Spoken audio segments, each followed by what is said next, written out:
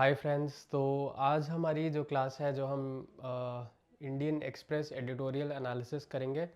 तो Indian express में आप अगर किसी भी एग्ज़ाम की प्रिपरेशन कर रहे हैं, एसबीआई पीओ हो गया, एसबीआई क्लर्क हो गया, आईबीपीएस हो गया, डिफेंस के एग्ज़ाम्स है, सीडीएस है, या आप यूपीएससी या एसएससी की प्रिपरेशन कर रहे हैं, तो इंग्लिश की प्रिपरेशन के लिए कहा जाता है कि आपको न्यूज़पेपर्स पढ़ने चाहिए, आपको इंडियन एक्सप्रेस, द हिंदू, इनके एडिटोरियल्स पढ़ने चाहिए और वहाँ से आपकी बहुत अच्छी वोकैबुलरी और ग्रामर की बिल्ड होती है। तो आज की क्लास जो है ये हमारी क्लास डेली रहेगी। हम डेली इस इंडियन एक्सप्रेस के एडिटोरियल्स को एनालाइज करेंगे, जिसमें हम लोग वर्ब, उसका वोकैबुलरी, ग्रामर, टेंसेस, सारी चीज़ें समझेंगे।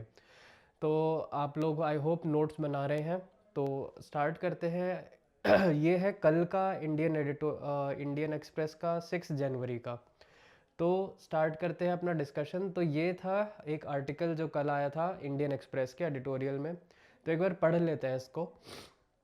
An important common thread between the two administrations has been the US policy to strengthen the strategic partnership with India. Trump's articulation of a new Indo Pacific framework provided for the first time a solid regional anchor for India US cooperation. The Biden administration doubled down on the Indo Pacific strategy and the centrality of India's role in securing a regional balance of power in Asia and its waters. The Trump years saw the revival of the Quadrilateral Security Forum, which brings the US together with Australia, India, and Japan, and framed it as the institutional anchor for the new Indo Pacific region. Biden elevated the Quad to summit level, and frequent meetings have provided a solid basis for expanding regional security cooperation the four nations between the four nations.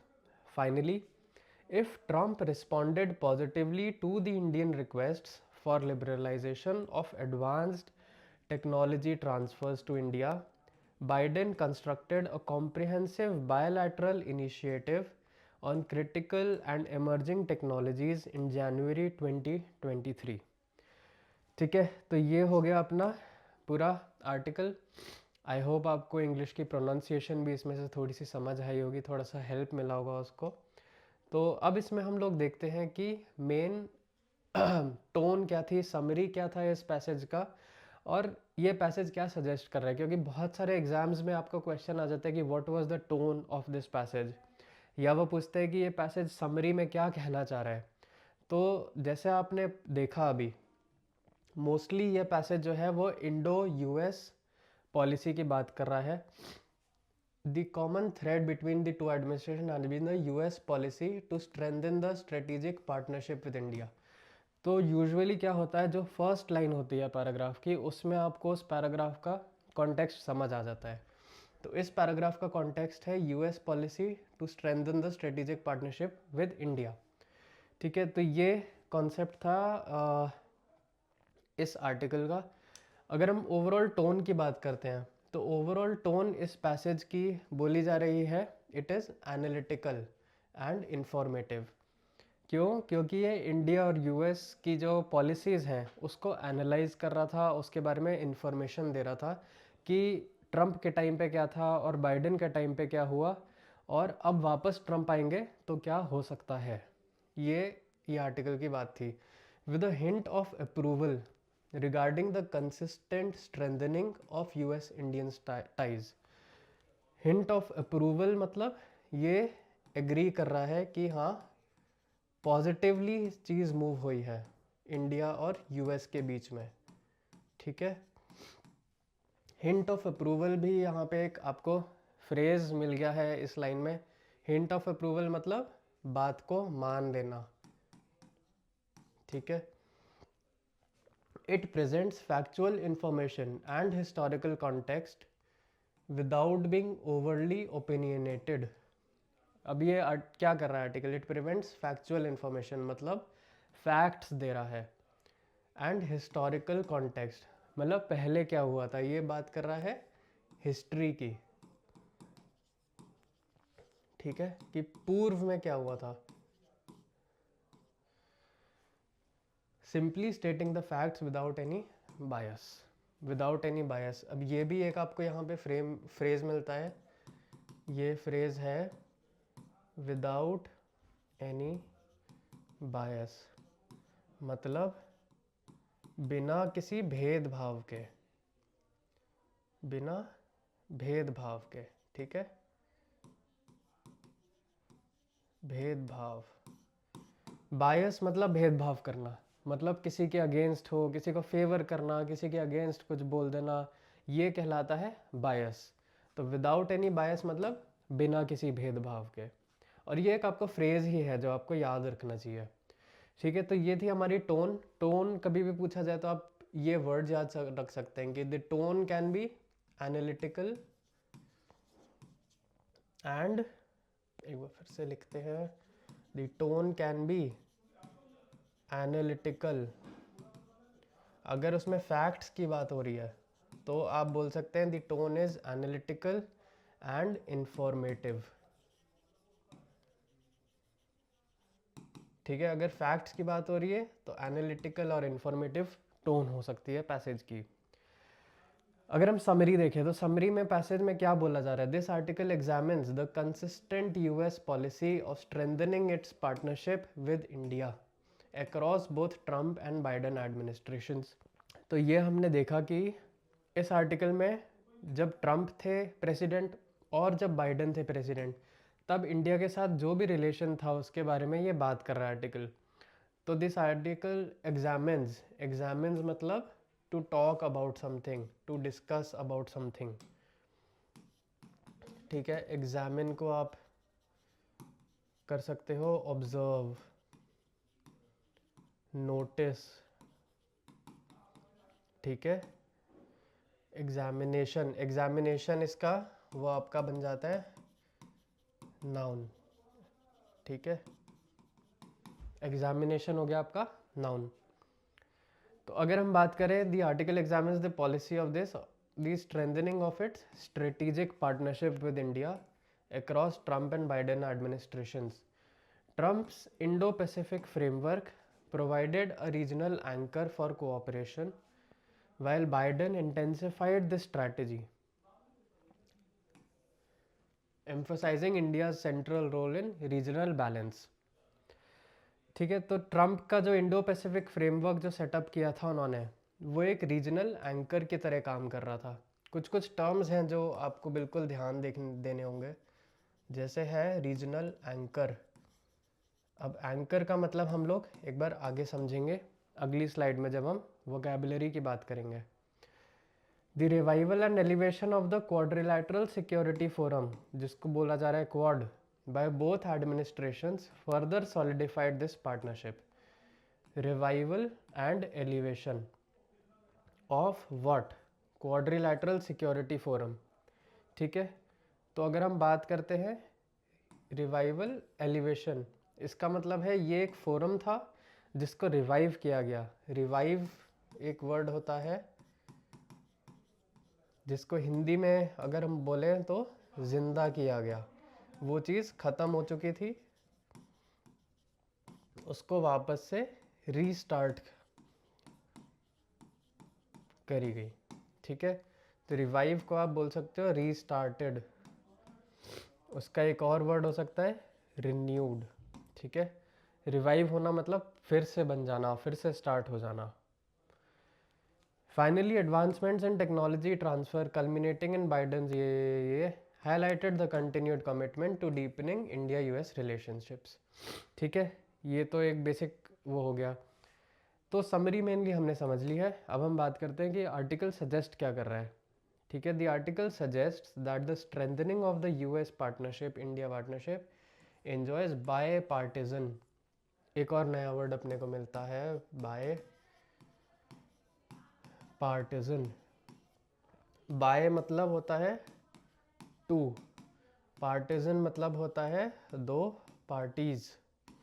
तो bye partisan मतलब जब दो लोगों की, दो parties की बात हो रही है, ठीक है। अब यहाँ पे दो पार्टीज कौन है इस आर्टिकल में, पार्टी एक है इंडिया और एक पार्टी हो गई यूएस, यूनाइटेड स्टेट्स। ठीक है, तो बाय पार्टीजन मतलब दो लोग, दो parties. enjoys bipartisan support in the US, indicating that it is likely to remain a key feature of the US foreign policy of the Indo-Pacific region। एक term और आप ध्यान दे सकते हैं, इट इज़ कॉल्ड की फीचर। ठीक है, ये आप लोगों ने काफ़ी देखा होगा। की फीचर मतलब होता है की वर्ड एक तो होता है आपका चाबी। ठीक है, बट यहाँ पे की हम चाबी के लिए नहीं यूज़ कर रहे हैं, यहाँ पे हम यूज़ कर रहे हैं की को इम्पॉर्टेंट बताने के लिए। की फीचर मतलब इम्पॉर्टेंट फीचर्स, नेसेसरी फीचर्स, या फिर प्रायोरिटी वाले जो फीचर्स हैं। ठीक है, तो की का मतलब होता है इम्पॉर्टेंट या प्रायोरिटी पे। remains a key feature of the US foreign policy in the Indo-Pacific region. It also highlights the growing importance of India in the US's strategic calculations regarding regional balance and security. ये तो अब हम next चलते हैं, let's see. अब हम बात करेंगे इसमें कुछ इंपॉर्टेंट वर्ड्स और वोकेबलरी की। तो इस पे जो फर्स्ट इंपॉर्टेंट वर्ड हमने देखा वो था आर्टिकल में आर्टिकुलेशन। आर्टिकुलेशन का मतलब होता है क्लियर और प्रिसाइज एक्सप्रेशन। आर्टिकुलेट करना मतलब बहुत साफ सफाई से कोई चीज़ समझाना। मतलब अगर हम फिगर ऑफ स्पीच बोले तो आर्टिकुलेशन यहाँ पे यूज़ हो रहा है एज अ नाउन। आर्टिकुलेशन को अगर हमें वर्ब फॉर्म में कन्वर्ट करना है तो आर्टिकुलेशन का वर्ब बन जाएगा आर्टिकुलेट। इसका एक वर्ब होता है टू आर्टिक्यूलेट। ठीक है, इसका मतलब होता है to express clearly and precisely. Articulate मतलब to express clearly and precisely. ठीक है, अगर हम सिनोनिम्स की बात करते हैं आर्टिकुलेशन की तो एक्सप्रेशन मतलब बोलना। इनंसिएशन मतलब भी होता है बोलना, किसी चीज़ के बारे में बताना। फॉर्मुलेशन, प्रेजेंटेशन या डिक्लेरेशन।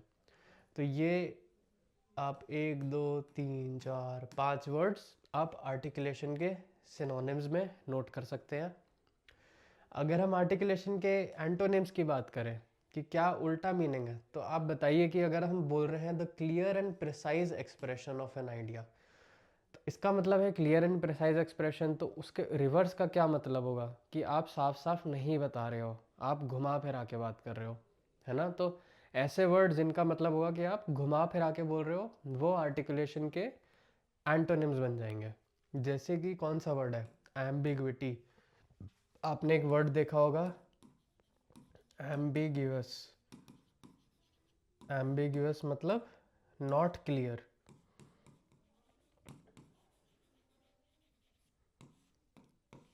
एम्बिग्यूअस मतलब कंफ्यूजिंग। ठीक है, तो ambiguous, confusing, vagueness, obscurity, confusion और मम्बलिंग। ठीक है, कंफ्यूजन हमने यहाँ पे देखा, कंफ्यूजन और कंफ्यूजिंग हमने पहली बात कर ली। वेग मतलब भी जो चीज़ क्लियर नहीं होती है, मतलब बड़ी आपको समझ नहीं आ रही, साफ साफ बात अगर नहीं हो रही है तो आप उसको बोल सकते हो बहुत वेग है। ठीक है, और ऑब्सक्योरिटी। तो ये अपने कवर हो गए सारे एंटोनिम्स और सिनोनिम्स फॉर आर्टिकुलेशन। अगर हम बात करते हैं एंकर, एक वर्ड आया था आर्टिकल में एंकर का। एंकर वैसे तो होता है अ पर्सन और थिंग दैट प्रोवाइड स्टेबिलिटी और सपोर्ट। इस कॉन्टेक्स्ट में फाउंडेशनल एलिमेंट। ठीक है, जनरली आप लोगों ने एंकर देखा होगा कि जो शिप में गिरा देते हैं ना, राइट, शिप को रोकने के लिए। तो एंकर का मतलब होता है ऐसी चीज़ जो स्टेबिलिटी दे, जो रोके किसी चीज़ को कहीं पे, जो एक मजबूत बेस बन सकती है। ठीक है, तो इंग्लिश में एंकर का मतलब ही वो निकलता है कि जो चीज़ स्टेबिलिटी दे किसी भी चीज़ को। अब एंकर फिगर ऑफ स्पीच में क्या है, is it a noun, is it an adjective, is it a verb? ये है मेटाफर। मेटाफर मतलब कि ये वर्ड एक्चुअली तो कुछ और है जो कि शिप में यूज़ होता है, लेकिन इंग्लिश में इसके डिफरेंट मीनिंग बन जाता है यहाँ पे कि स्टेबिलिटी प्रोवाइड करना। तो इसको इंग्लिश में बोला जाता है इट इज़ अ मेटाफर। ठीक है, ये आप ध्यान रखिएगा। एंकर का भी वर्ब फॉर्म होता है। एंकर का प्रेजेंट फॉर्म है एंकर, पास्ट में होता है एंकर्ड, अगर कंटिन्यूस है तो एंकरिंग, और टू एंकर, ये इसका बेस वर्ब फॉर्म हो गया। ठीक है, अगर हम बात करते हैं सिनोनिम्स की, तो एंकर मतलब हमने क्या देखा था, एंकर कोई ऐसी चीज़ जो चीज़ स्टेबिलिटी देती है। ठीक है, तो स्टेबिलिटी जो चीज़ देती है वो कई बार क्या कहलाती है, फाउंडेशन। तो स्टेबिलिटी जो चीज़ देती है वो कई बार क्या कहलाती है, फाउंडेशन, बेसिस, कॉर्नरस्टोन, सपोर्ट या मेन स्टे। ये बहुत इंपॉर्टेंट वर्ड्स हैं, ये आपको बहुत जगह इंग्लिश में मिलेंगे, बहुत आपको टेक्स्ट में main stay, support, cornerstone, basis, foundation, anchor, ये सब का एक ही मीनिंग है, टू प्रोवाइड स्टेबिलिटी और सपोर्ट। ठीक है, अगर हम एंटोनिम्स की बात करते हैं तो एंकर का मतलब होता है स्टेबलाइज करना। ठीक है, तो एंकर का ऑपोजिट का क्या मतलब होगा, डीस्टेबलाइज करना। ठीक है, डीस्टेबलाइज मतलब किसी चीज़ को गिरा देना, या कोई चीज़ जिसका बेस स्ट्रांग नहीं हो वैसी चीज़। तो एंकर के ऑपोजिट्स हमारे आते हैं डीस्टेबलाइज, डिसरप्ट करना, वीकनेस, क्योंकि कोई चीज़ स्ट्रांग नहीं होगी तो वो फाउंडेशन नहीं बन सकती है, वो वीक है, या लाइबिलिटी या इम्पेडिमेंट। इम्पेडिमेंट भी एक वर्ड है जो आपको बहुत जगह मिलेगा इंग्लिश लैंग्वेज में यूज़ होता हुआ। इम्पेडिमेंट का जनरली मतलब होता है ब्लॉक करना, किसी चीज़ को रोक देना। ठीक है, रोक देना, या किसी चीज़ में ऑब्स्ट्रक्शन बनना, इसको बोला जाता है इम्पेडिमेंट। बट इम्पेडिमेंट एंकर का एंटोनिम भी हो सकता है, क्योंकि इम्पेडिमेंट बनना मतलब किसी चीज़ को डिस्टेबलाइज करना, किसी चीज़ को रोक देना, किसी चीज़ को होने से रुक जाना। तो इसीलिए इम्पेडिमेंट यहाँ पे एंकर का एंटोनिम बन सकता है। अगर एक एग्जाम्पल लेते हैं एंकर का, the strong partnership serves as an anchor for regional stability. The strong partnership serves as a, अब ये यहाँ पे वर्ब हो गया, as an anchor for regional stability. Anchor मतलब रीजन, मतलब ये चीज़ है, कौन सी चीज़ है, the strong partnership is the stability for the regional stability. The strong partnership is the anchor for regional stability. ठीक है, एक वर्ड, नेक्स्ट वर्ड हम देख लेते हैं, वो है डबल डाउन। डबल डाउन भी बहुत जगह आपको इंग्लिश में पढ़ने को मिलेगा। इसका मतलब होता है to strengthen one's commitment to a course of action. Double down का मतलब कि अगर आप कुछ करना चाह रहे हैं बट आपकी उसमें बहुत मुश्किलें आ रही हैं, बहुत प्रॉब्लम्स हो रही हैं, लोग क्रिटिसाइज़ कर रहे हैं, लेकिन आपको पूरा पक्का विश्वास है कि आपको वो काम करना है, और आप वापस उसको दुगनी मेहनत से, बोलते हैं ना हम लोग, वो काम दुगनी मेहनत से कर रहा है वापस, तो अब वो दुगनी मेहनत को इंग्लिश में बोला जाता है डबल्ड डाउन, क्योंकि डबल्ड का भी क्या मतलब होता है, दुगना। तो हिंदी में हम बोलते हैं ना कि उसने दुगनी मेहनत से वो काम करी और उसने वो काम पूरा कर लिया। इंग्लिश में उसी चीज़ को बोला जाता है डबल्ड डाउन। अगर ये फिगर ऑफ स्पीच की बात करें तो ये इडियोमैटिक एक्सप्रेशन है। ठीक है, डिराइव फ्रॉम गैम्बलिंग। ये बहुत पुराना वर्ड है इंग्लिश में और बहुत कॉमनली यूज्ड वर्ड है। अगर हम इसके वर्ब फॉर्म्स देखते हैं तो डबल डाउन इसका नॉर्मल वर्ड फॉर्म है। डबल्ड डाउन, ईडी लगा देंगे तो उसका पास्ट बन जाएगा।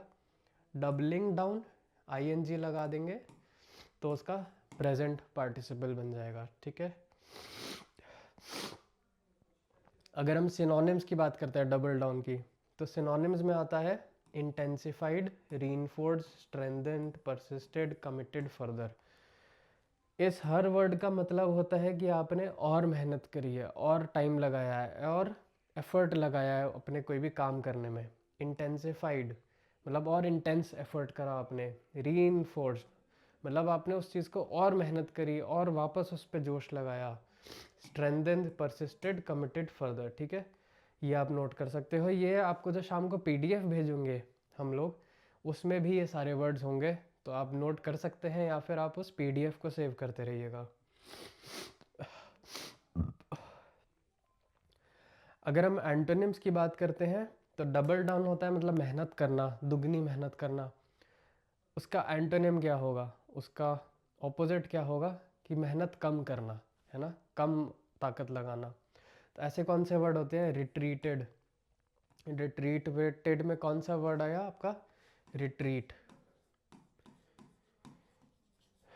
रिट्रीट का मतलब होता है गो बैक, ठीक है, पीछे लौट जाना, ठीक है। तो जब कभी जैसे आर्मी, दो आर्मीज लड़ रही होती हैं या दो आर्मी वॉर में लड़ती हैं, है ना, तो एक आर्मी स्ट्रांग होती है, दूसरी वीक पड़ जाती है। तो जो वीक आर्मी होती है वो क्या करती है, रिट्रीट करती है, मतलब वो पीछे चली जाती है, वापस चली जाती है। तो उसको कहते हैं रिट्रीट करना, ठीक है। तो इन रिट्रीटेड हो गया, बैक्ड डाउन हो गया। बैक डाउन अगेन मतलब होता है हार मान लेना, पीछे हट जाना किसी चीज़ से। बैक मतलब पीछे जाना, बैक्ड डाउन मतलब हट जाना उस चीज़ से, किसी में उतना एनर्जी ना लगाना किसी काम में। वीकेंड है, कॉम्प्रोमाइज्ड है, यील्डेड है, ठीक है। 1 2 3 4 5, ये 5 वर्ड्स आपके हो गए एंटोनिम्स डबल्ड डाउन के, ठीक है। यील्डेड भी बहुत इंपॉर्टेंट वर्ड है, आपको बहुत फ्रीक्वेंटली इंग्लिश में पढ़ने को मिलेगा। तो आप यील्डेड को नोट कीजिएगा जब भी आपको पढ़ने को आए। एक सेंटेंस में देख लेते हैं डबल डाउन को। तो डिस्पाइट क्रिटिसिज्म, डिस्पाइट में क्रिटिसिज्म मतलब कि क्रिटिसिज्म हो रहा था, किसी को कोई बुरा भरा बोल रहा था, किसी के बारे में कोई कुछ बुरा बोल रहा था, बट डिस्पाइट ऑफ दैट, ठीक है। डिस्पाइट मतलब उसके बावजूद। The government doubled down on it's economic policy. बड़ा अच्छा सेंटेंस है कि डिस्पाइट क्रिटिसिज्म। अब यहाँ पे डिस्पाइट के बाद कोई वर्ड नहीं आता है, डिस्पाइट ऑफ या डिस्पाइट ऑफ द ऐसा नहीं होता है, कंटिन्यूस आता है। डिस्पाइट क्रिटिसिज्म द गवर्नमेंट, किसने, सब्जेक्ट कौन है, the government doubled down on, और डबल्ड डाउन उसने मतलब दुगना जोर लगा दिया, किस चीज़ पे लगा दिया, ऑन। ऑन हो गया आपका प्रेपोजिशन, इट्स इकोनॉमिक पॉलिसी, ठीक है। किस चीज़ पे उसने ज़्यादा दम लगा दिया, इकोनॉमिक पॉलिसी पे।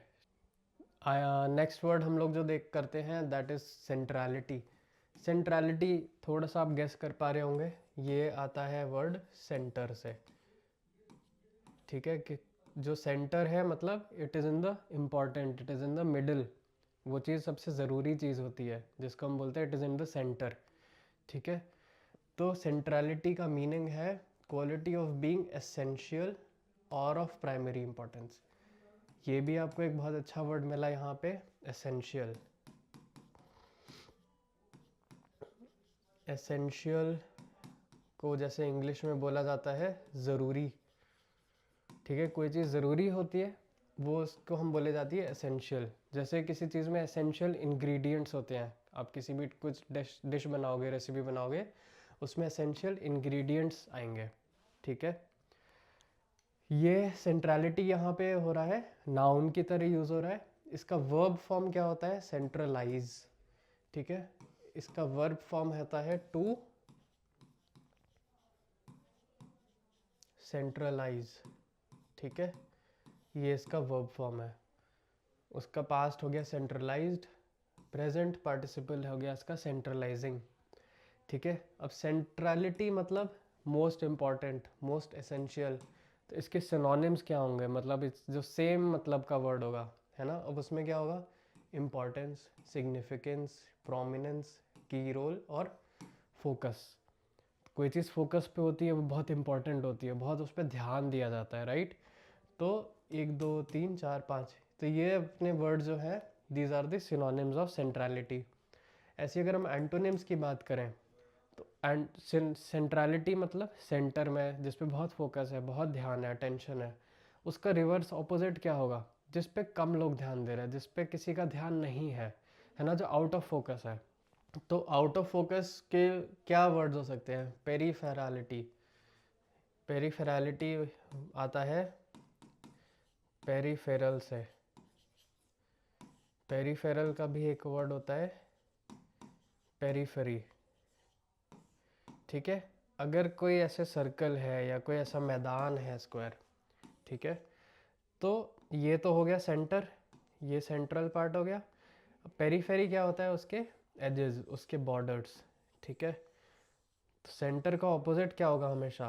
पेरीफेरी, ठीक है।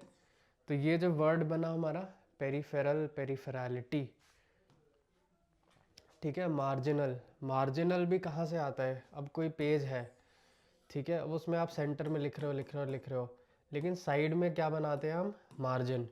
तो मार्जिन जो चीज़ आती है वो होती है कोई चीज़ जो साइड पे हो रही है, जो चीज़ मेन सेंटर में नहीं है, जिस चीज़ पे फोकस नहीं है, उस चीज़ को हम बोलते हैं मार्जिन। तो ठीक है, मार्जिनैलिटी भी इसका हुआ एंटोनिम।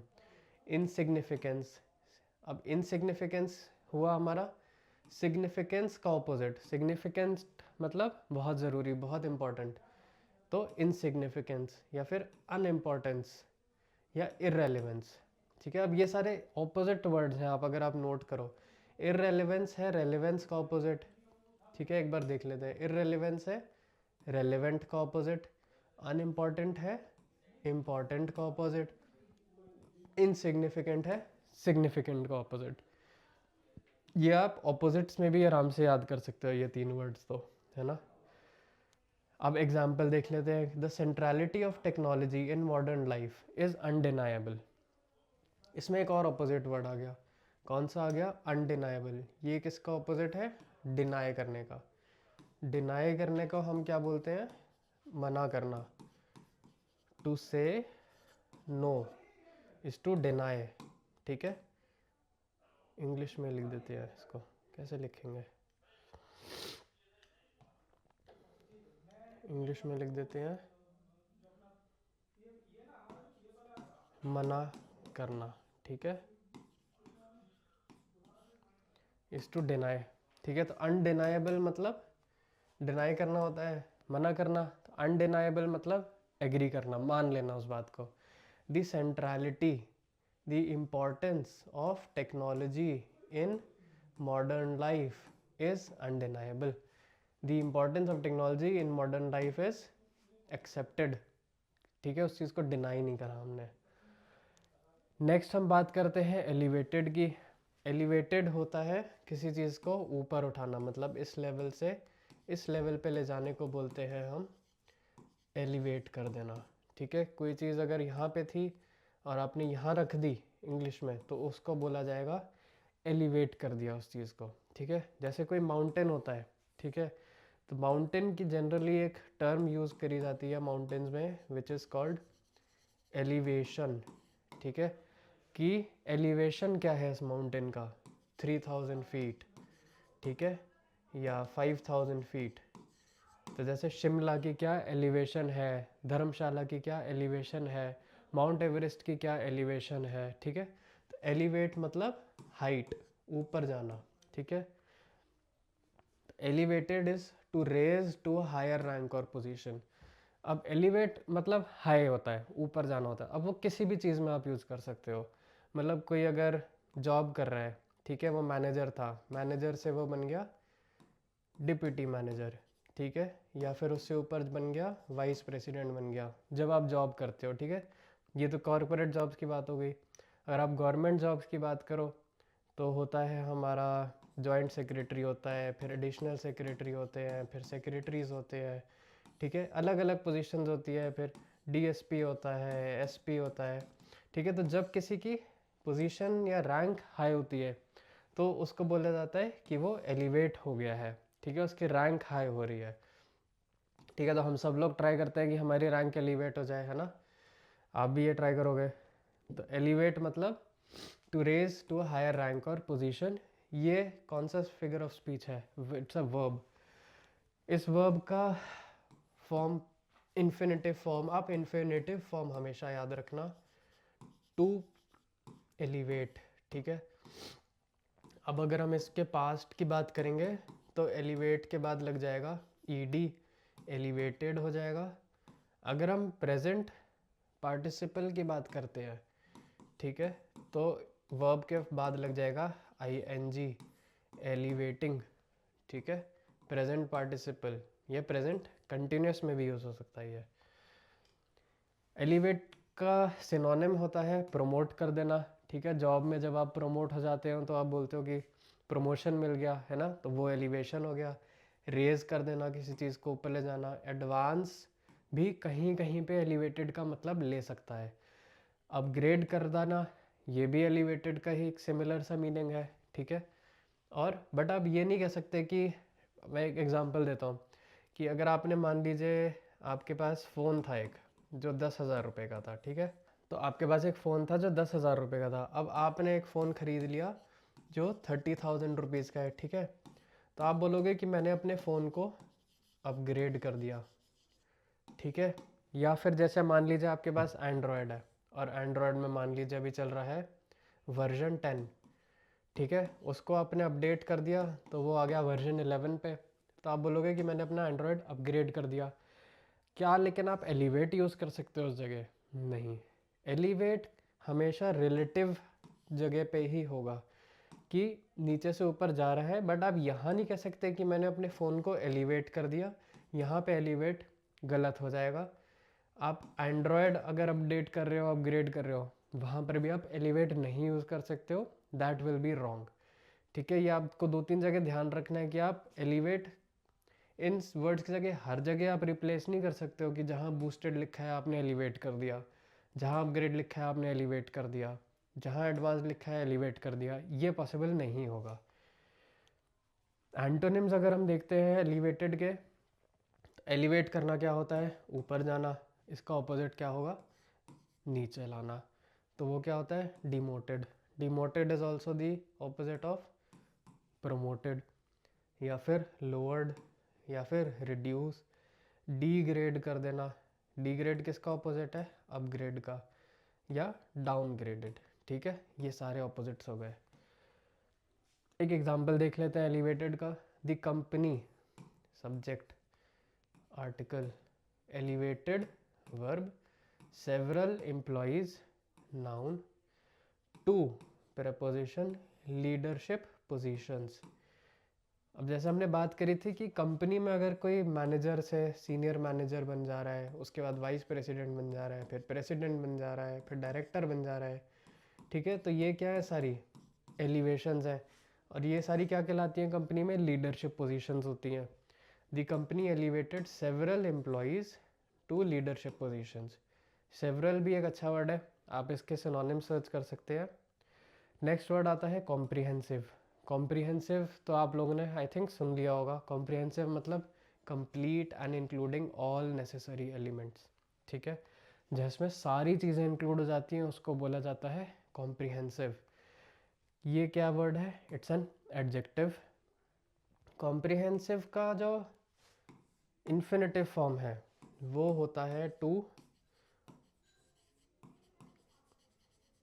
कॉम्प्रिहेंड, ठीक है।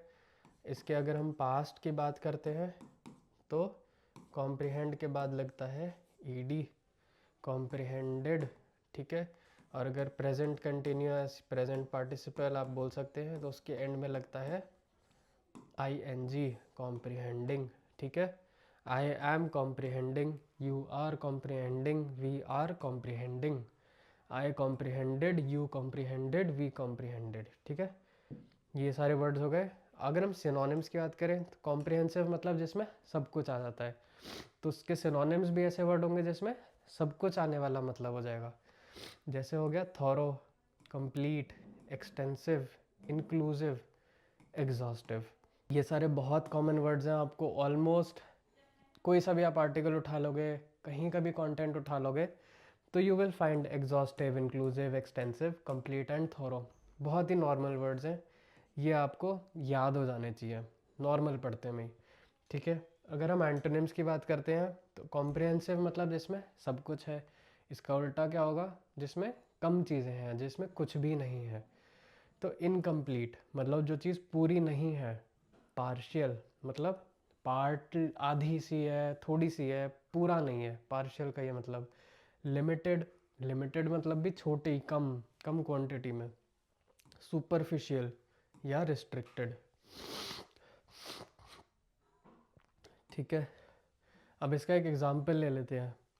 The report provided a comprehensive overview of the situation, ठीक है। रिपोर्ट हो गया आपका नाउन, ये हो गया आर्टिकल, प्रोवाइडेड हो गया आपका वर्ब, अभी हो गया आपका आर्टिकल, कॉम्प्रिहेंसिव हो गया आपका एडजेक्टिव। अब ये एडजेक्टिव किसको डिफाइन कर रहा है? कॉम्प्रिहेंसिव ओवरव्यू को, ठीक है, ऑफ द सिचुएशन। सिचुएशन भी यहाँ पे हो गया आपका नाउन, ठीक है। The report provided a comprehensive overview of the situation, मतलब ओवरव्यू देना मतलब उसके बारे में बताना, सिचुएशन के बारे में। कॉम्प्रिहेंसिव ओवरव्यू मतलब पूरी तरीके से बता देना उस सिचुएशन के बारे में।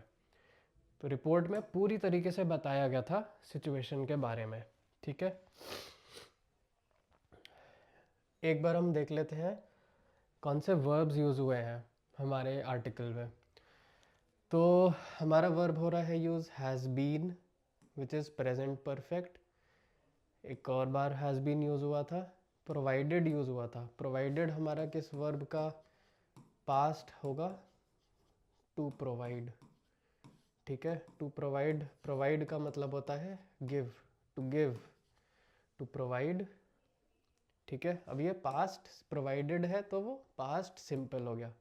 डबल्ड डाउन हमने देखा था, पास्ट सिंपल है। सिक्योरिंग प्रेजेंट पार्टिसिपल है। सिक्योरिंग हम लोग का वर्ब क्या है एक्चुअल? To secure. सिक्योर मतलब सेफ कर देना किसी चीज़ को, ठीक है। टू प्रोटेक्ट, ठीक है, ये होता है सिक्योर का मतलब। तो सिक्योरिंग, अब इसमें क्या लगा है? ING, it means it's a past present participle. Brings present simple, इसका वर्ब कौन सा है? To bring. Framed, again ED लग गया तो पास्ट। एलिवेटेड, ED लग गया past. Have provided present perfect. अब ये आपको ध्यान देना है कि हैव प्रोवाइडेड, हैव प्रोवाइडेड मतलब अभी भी वो चीज़ ऑनगोइंग है, चली जा रही है, तो ये प्रेजेंट परफेक्ट है। आप ये मत देख लेना कि ED लगा है तो ये पास्ट हो जाएगा। Have provided. नेक्स्ट है एक्सपैंडिंग, अगेन बड़ा इजी है, ING लगा है तो प्रेजेंट। अब ये किस वर्ब का वो है? To expand. एक्सपैंड मतलब फैलना, टू ग्रो, ठीक है। ये होता है आपका एक्सपैंडिंग, ठीक है। एक है रिस्पॉन्डेड, अगेन ED लग गया है तो पास्ट। कंस्ट्रक्टेड, ED लग गया है तो पास्ट। इज और वॉज जो है ये वर्ब होते हैं टू बी, हैज़ बीन, ठीक है, टू बी। इसकी लेकिन प्रोनाउंसिएशन क्या होती है? Is, he is, it is, ठीक है।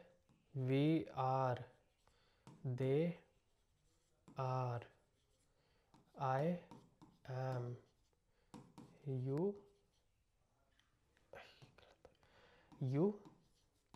आर, ठीक है। ये टू बी के फॉर्म्स होते हैं सारे।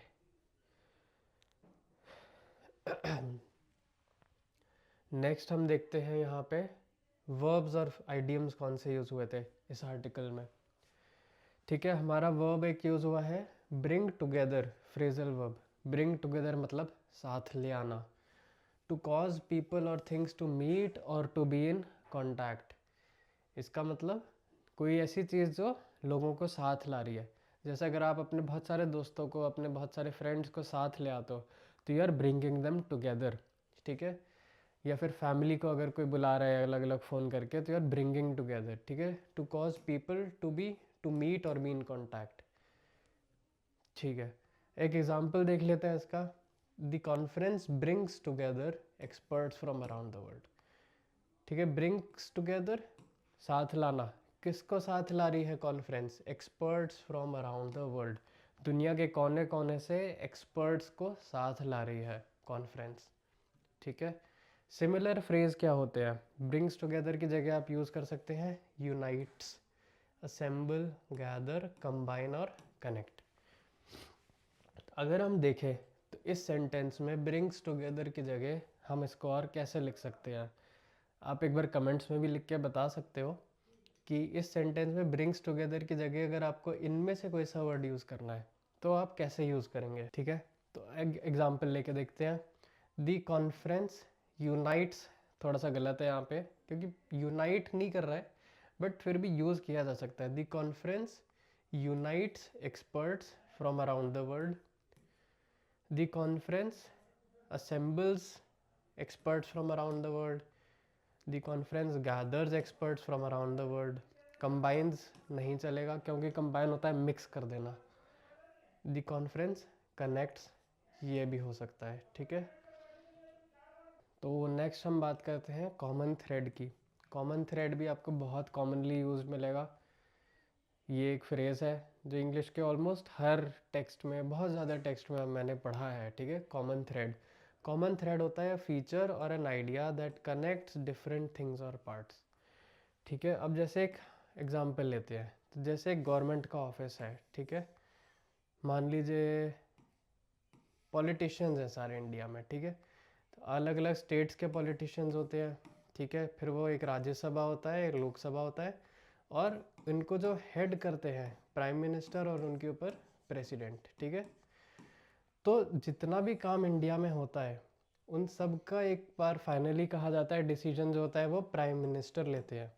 तो prime minister is the common thread for all decisions and laws passed in India, ठीक। कॉमन थ्रेड ये चीज़ हो गई जो साथ लाती है हर चीज़, वो कहलाती है कॉमन थ्रेड। जैसे कि एग्जांपल लेते हैं, a common thread running through the discussions was the need for greater cooperation. अब कॉमन थ्रेड हम बोल सकते हैं कॉमन टॉपिक, ठीक है। कॉमन टॉपिक जनरली आप इससे समझ जाना कि डिस्कशंस में जो भी कॉमन टॉपिक था वो था नीड फॉर ग्रेटर कोऑपरेशन। ये हो गया आपका कॉमन थ्रेड।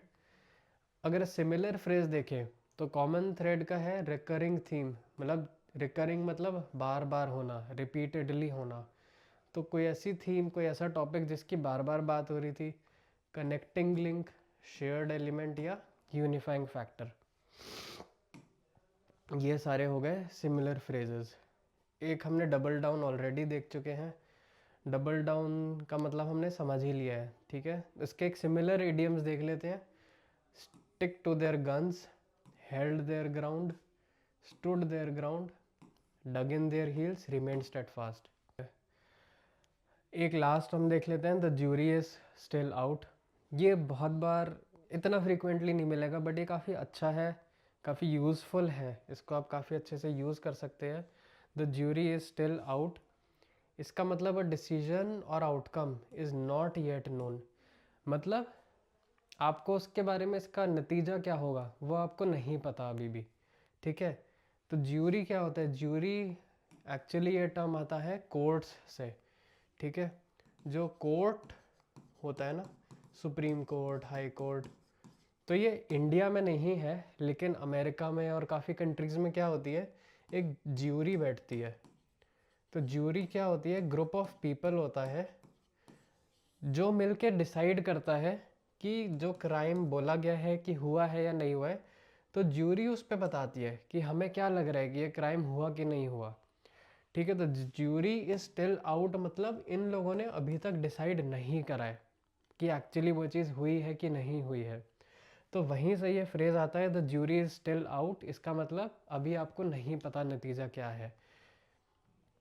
जैसे अगर कोई धरना हो रहा है या कोई आंदोलन हो रहा है, राइट। अब आप उसमें कह सकते हैं the jury is still out that we do not know what the government will do, क्योंकि आपके धरने पे बैठे हैं 100 लोग, 500 लोग, तो आप ये नहीं कह सकते कि हाँ इसके बाद ऐसा होगा ही, ठीक है। आपको स्टिल डाउट रहेगा कि क्या गवर्नमेंट बात मानेगी, क्या इसका नतीजा निकलेगा। तो वहाँ पे हम यूज़ करेंगे the jury is still out, ठीक है। इसका एक सिमिलर इडियम्स क्या होते हैं, it remains to be seen, time will tell, the verdict is still out, it's too early to say, we'll have to wait and see. तो आप देख सकते हो ऑलमोस्ट इन हर सेंटेंस का मतलब यही बन रहा है, we'll have to wait and see, मतलब देखते हैं कि आगे क्या होगा। It's too early to say, it's too early मतलब बहुत जल्दी है अभी कुछ कह देना, कुछ बता देना कि इसमें क्या होगा। The verdict is still out, again same मतलब है उसका, और टाइम विल टेल मतलब समय के साथ पता चलेगा कि आगे क्या होने वाला है। ये एक रिमाइंडर है हमारा कि जितनी भी हमारी क्लासेस आप लोग देख रहे हैं यूट्यूब पे, तो डेली 2 बजे आपको एडिटोरियल रिव्यू मिलेगा द इंडियन एक्सप्रेस का, ठीक है। और डेली 6 बजे हम लोग इंग्लिश में एरर डिटेक्शन करेंगे, ठीक है। तो ये बहुत अच्छा एक टाइप ऑफ एग्ज़ाम वो है क्वेश्चन जिसमें आपको मोस्टली सारे ग्रामर के रूल कवर हो जाते हैं। इसमें आपके सेंटेंस फॉर्मेशन कवर हो जाता है, वर्ब्स कवर हो जाते हैं, ग्रामेटिकल रूल्स कवर हो जाते हैं। तो अगर आप एरर डिटेक्शन डेली देख लेंगे तो आपकी बहुत हेल्प होगी कॉन्सेप्ट्स को समझने में, ठीक है। क्विज़ जो है वो डेली आप लोगों को, जो भी हमारे जिसने फाउंडेशन सीरीज़ लिया हुआ है उनको डेली एक क्विज़ आता है ग्रुप में 7 बजे। और वीकली इंग्लिश के प्रैक्टिस टेस्ट हम लोग वही व्हाट्सएप पे शेयर करते हैं हर सैटरडे को। तो अगर आपने फाउंडेशन क्लास ली है तो आपको ये सारी चीज़ें मिल जाती हैं ग्रुप में। फाउंडेशन क्लास लेने के लिए आप रीच आउट कर सकते हैं, जो नंबर अभी नीचे स्क्रीन पे आ रहा है उस पर।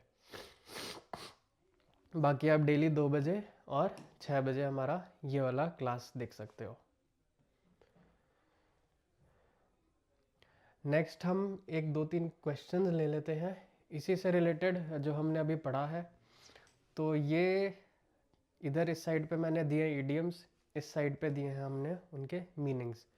तो आप कमेंट्स में बता दीजिए कि कौन सा इडियम कौन से मीनिंग के साथ मैच कर रहा है, ठीक है। मैं अभी नहीं बताऊंगा, आप कमेंट्स में इसको बताइए कि कॉमन थ्रेड का इनमें से क्या मतलब है, डबल डाउन का इनमें से क्या मतलब है, और the jury is still out का इनमें से क्या मतलब है, ठीक है। ये आप कमेंट्स में बता दीजिए, एक तरीके से आपका रिवीजन हो जाएगा इससे, राइट। एक और है हमारा दी करेक्ट वर्ब का टेंस, इसका भी आप कमेंट्स में आंसर बताइए। तो ये सेंटेंसेस हैं, the administration announce a new policy last week. तो क्या अनाउंस ही ठीक है, या अनाउंसेस आएगा, या अनाउंस्ड आएगा, ठीक है। Frequent meetings provide a basis for cooperation, क्या प्रोवाइड्स आएगा, या प्रोवाइड ही ठीक है, या प्रोवाइडिंग होना चाहिए यहाँ पे। इनके आंसर्स नेक्स्ट क्लास में हम लोग एक बार डिस्कस कर लेंगे, जो कल होगी। If Trump responds positively, Biden constructs a new initiative, ठीक है। अब यहाँ पे क्या रिस्पॉन्डेड आएगा, कंस्ट्रक्टेड आएगा, रिस्पॉन्ड्स या विल कंस्ट्रक्ट आएगा, ठीक है। ये आप देख के बताइए कमेंट्स में।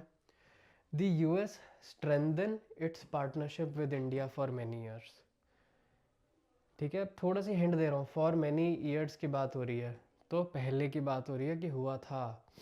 तो क्या स्ट्रेंथन्स आएगा, हैज स्ट्रेंथेंड आएगा, स्ट्रेंथनिंग आएगा, ठीक है। The quad become an important forum for regional security, quad become an important forum for regional security. तो क्या यहाँ बिकम्स आएगा, बिकेम आएगा, या बिकमिंग आएगा, ठीक है। आपको कॉन्टेक्स्ट में समझना है कि ये वर्ब क्या है। कभी कभी हो सकता है कोई और वर्ब यहाँ पे फिट हो जाए, लेकिन आपके लिए उसको लिए थोड़ा सा सेंटेंस चेंज करना पड़ेगा। तो अगर इन्हीं वर्ड्स को रिप्लेस करना है तो कौन सा वर्ड सही होगा, that you have to tell, ठीक है। तो हमारा आज का एडिटोरियल कवर हो गया है द इंडियन एक्सप्रेस का। कल एक बार फिर से कल की डेट का इंडियन एक्सप्रेस का हम एडिटोरियल कवर करेंगे। और अगर आपको फाउंडेशन क्लास लेनी है तो आप जो नीचे दिया गया नंबर है उस पर आप मैसेज कीजिए। बहुत सारे अच्छे फीचर्स हैं आपके लिए फाउंडेशन क्लास में, आपकी इंग्लिश बहुत इम्प्रूव हो जाएगी। और अगर आप कोई भी एग्ज़ाम दे रहे हैं तो इंग्लिश एक बहुत इंपॉर्टेंट पार्ट है।